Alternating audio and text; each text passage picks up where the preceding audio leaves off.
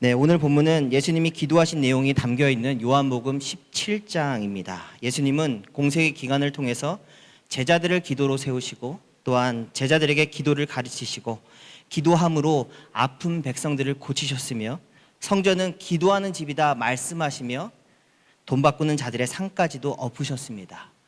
또한 오로지 기도만을 통해서 귀신을 쫓아낼 수 있다 말씀하셨고 저녁이면 산에 올라가 밤을 꼬박 세우며 기도를 하시기도 하셨습니다. 겟세마네 동산에서는 땀방울이 핏방울이 될 때까지 기도하셨고 마지막 십자가 위에서도 기도하시며 숨을 거두셨습니다. 어느 유명한 줄타기 고개사가 공중 위에서 쇼를 합니다. 제주도 부리고 그 위에서 밥도 먹고 자기도 합니다. 사람들은 박수를 치고 좋아합니다. 이번에는 자신이 줄 위에서 자전거를 타겠다고 합니다. 사람들이 환호합니다. 그러면서 자신의 등 뒤에 함께 자전거 탈 사람을 지원받습니다.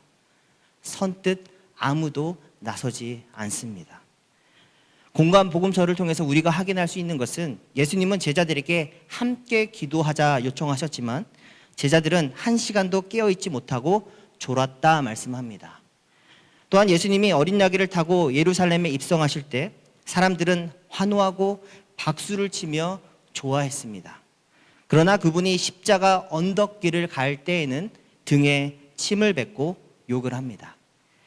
오늘 예수님이 기도하신 내용을 본문의 말씀을 통해 확인할 수 있는 것은 예수님은 그때에도 제자들을 위해 기도하십니다. 또한 세상을 위해서도 기도하십니다. 제자들을 통해서 세상이 주께 돌아올 것을 위하여 기도하십니다. 오늘은 고난주간 또한 부활의 아침이 지난 후 다시 한번 십자가 고난을 앞두고 예수님이 하신 기도를 살펴보면서 기도가 무엇인지 또한 그 본질이 무엇인지 예수님이 하신 기도의 내용이 구체적으로 어떠한 것인지 살펴보도록 하겠습니다. 첫째, 예수님의 기도를 통해서 알 수 있는 것은 기도는 삼위일체 하나님과 나누는 대화입니다. 세상의 창조와 그리고 십자가의 구속하심은 삼위 하나님의 계획 속에서 이루어진 역사입니다. 한 분 하나님은 새 위격으로 영원히 존재하시는 분이십니다. 삼위일체 신학이 가르치는 것은 한 분 하나님이 계신데 서로 사랑하고 서로 위하며 그리고 서로 도와주는 삼위로 계신다 말씀합니다. C.S. 루이스는 순전한 기독교라는 책에서 기독교의 하나님은 정적인 분이 아니라 역동적이고 활기찬 생명이시다. 그러면서 이렇게 표현합니다. 불경한 표현일지 모르지만 마치 삼위 하나님은 춤을 추는 분이시다라고 이야기합니다. C.S. 루이스는 삼위 하나님이 서로에게 자신을 내주는 사랑으로 지금도 춤추고 계시다라고 이야기를 합니다. 아들 예수님께서 공생의 시작을 하실 때 물에서 세례를 받으십니다. 물에서 올라오자마자 하늘에서 아버지께서 너는 내 사랑하는 아들이다. 내가 너를 기뻐한다 말함과 동시에 성령 하나님께서 능력으로 예수님을 덮으십니다. 오늘 기도에서도 예수님은 하나님과 하나됨, 그 친밀함을 기억하시면서 밀도 깊게 이렇게 기도하십니다. 1절에 하늘을 우러러 이르시되 아버지여 때가 이르렀사오니 아들을 영화롭게 하사 아들로 아버지를 영화롭게 하옵소서. 5절 같이 읽습니다. 시작. 아버지여 창세전에 내가 아버지와 함께 가졌던 영화로서 지금도 아버지와 함께 나를 영화롭게 하옵소서. 창세전에 내가 아버지와 함께 했던 그 영화를 지금 이 순간에도 함께 누릴 수 있게 해달라고 우리 예수님이 기도하십니다. 그러므로 기도는 삼위 하나님을 아는 지식과 함께 시작되는 인격적인 반응입니다. 그래서 기도자는 삼위 하나님 안에 내가 거하기 원하는 인격적인 갈망을 하게 됩니다. 그 갈망 가운데 기도할 때 가슴 벅차오르는 은혜를 경험하게 됩니다. 11절 말씀에 예수님이 삼위 하나님 안에 제자들도 함께 거할 수 있기를 위해서 이와 같이 기도하십니다. 거룩하신 아버지여 내게 주신 아버지의 이름으로 그들을 보존하사 우리와 같이 그들도 하나가 되게 해주십시오. 누구와 같이? 우리와 같이. 삼위일체 하나님 우리와 같이 그들도 하나가 되게 해달라고 기도합니다. 22절 말씀도 같이 한번 읽어보겠습니다. 시작.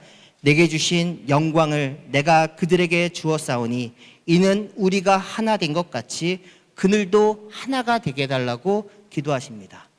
우리가 하나 된 것 같이 그들도 하나가 되게 해달라고 기도하십니다. 그러므로 기도는 성삼위 하나님과 하나 되는 과정입니다. 기도하는 과정을 통해서 성도들은 성삼위 하나님과 하나됨을 경험합니다. 또한 그렇게 기도하기를 힘들어했던 제자들도 사도행전 1장 4절에 보면은 오로지 기도하기를 힘썼다고 말합니다. 그리고 성령의 권능이 초대교회와 성도들에게 임했고 하나님의 말씀이 흥왕하여 힘과 세력을 얻었다라고 말씀합니다. 신학자 코넬리우스는 이렇게 말합니다. 하나님 안에 새 위격은 서로를 영화롭게 한다. 하나님 안에 있는 각 위격은 서로를 높이고 서로를 교제하며 서로를 존경한다. 따라서 아버지와 아들과 성령 하나님은 서로를 사랑하고 서로를 알며 서로를 돕는 분이시다. 저는 우리 교회 표어 중에서 해산의 수고를 함께하는 삶이라는 표어가 참 너무나 좋습니다. 오늘 설교 제목처럼 함께하는 기쁨을 배워가는 교역자로서 교회라고 생각합니다. 지난 주간 또한 이번 주간 목사님과 함께 한 3일에 걸쳐서 1층에 있는 로비에 있는 의자 청가리를 다 했습니다. 함께하는 기쁨이 있었습니다. 제가 첫 번째 사역했던 교회가 한 교회가 200명 정도 되는 교회였습니다. 그리고 담임 목사님과 전임 사역자 저였습니다. 두 명이 어쩔 때는 청소부가 되어야 됐고 어쩔 때는 차를 운행을 해야 됐고 또 어떨 때는 관리를 하는 하수구를 관리하고 여러 가지 잡다한 일을 다 하는 모든 것을 해야 했습니다. 보통의 교회가 그러합니다. 그때 담임 목사님이 1년간 저와 함께 모든 것을 하셨습니다. 1년간. 와, 좋다. 근데 1년이 지난 이후 함께 하지 않으셨습니다. 그리고 저는 느꼈습니다. 이상한데 왜 함께 하지 않으시지? 그때부터 어떻게 됩니까? 지시하고 저는 하고 수정하면 또 수정하고 지시합니다. 저는 지금 담임 목사님과 3년을 함께하고 있습니다. 함께 해 주십니다. 함께하는 기쁨을 경험하고 해산의 수고를 함께하며 교회를 세워가고 있습니다.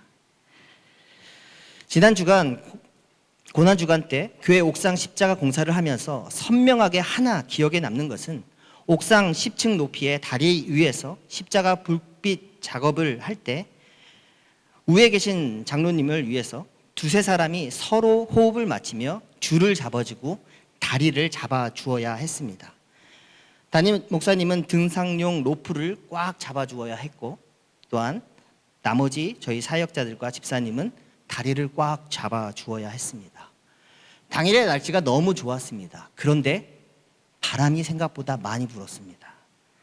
서로 잡아주고 서로 지탱해주지 아니했다면 십자가 그 불빛은 다시 보지 못했을 것입니다.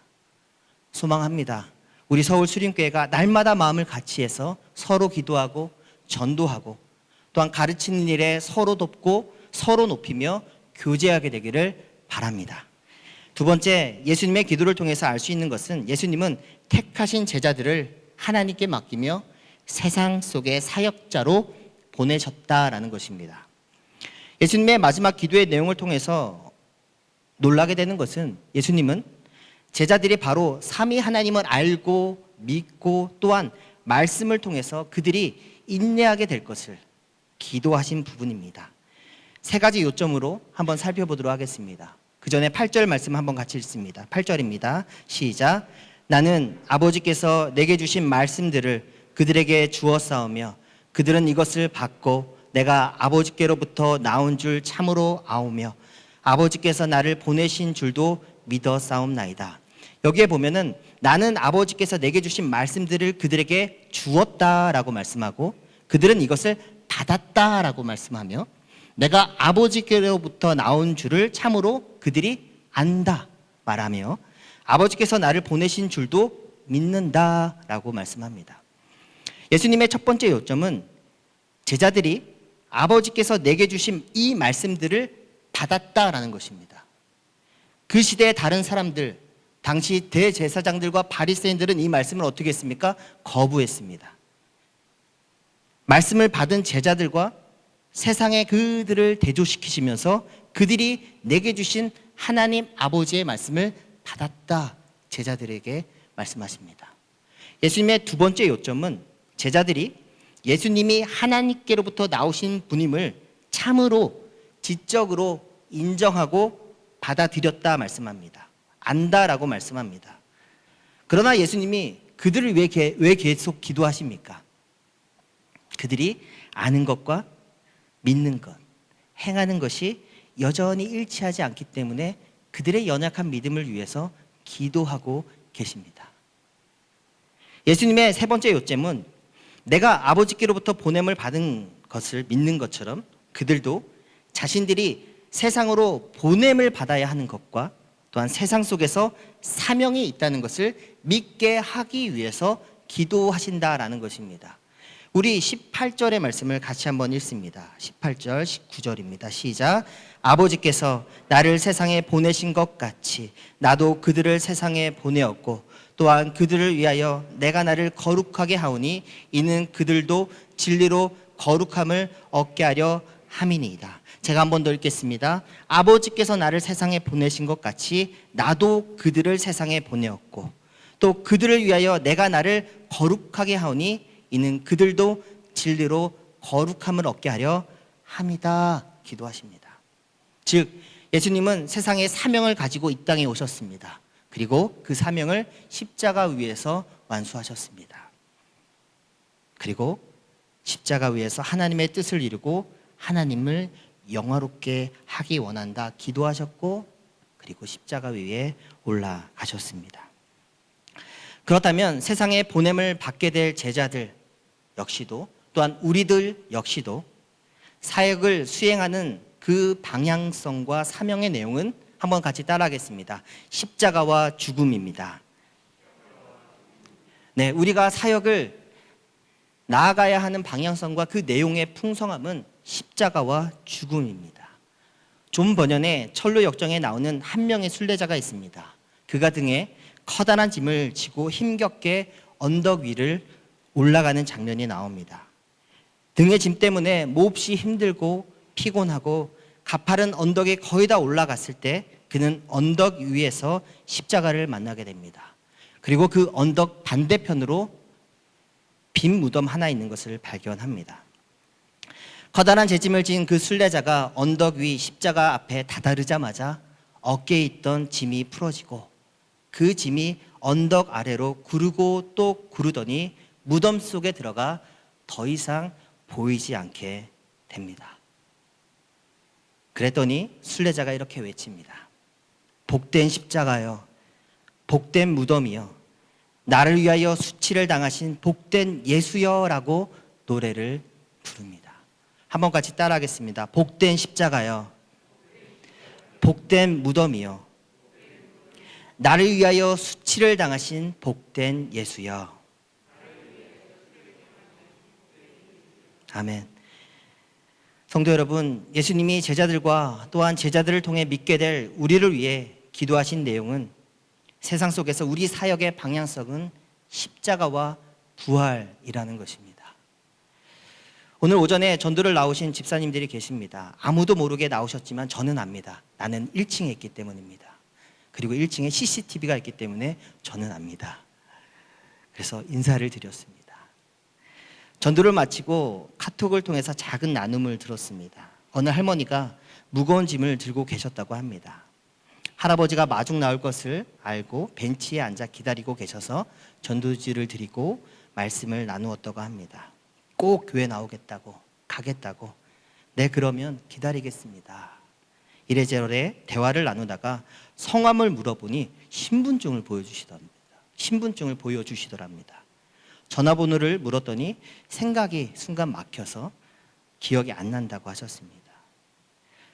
우리가 이 할머니와 할아버지가 꼭 교회에 나올 수 있도록 우리가 함께 서로 기도해야 할 줄 믿습니다.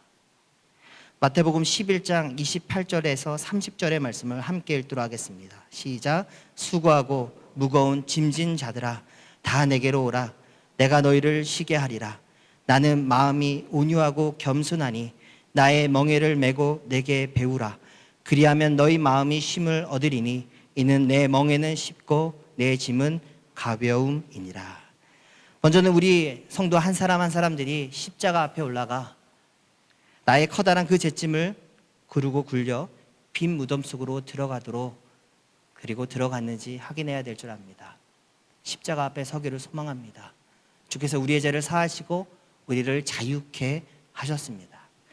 그리고 그 다음 우리의 사명은 수고하고 무거운 짐진 사람들을 십자가 앞으로 인도하고 초대하는 일에 마음을 다해야 할 줄 믿습니다.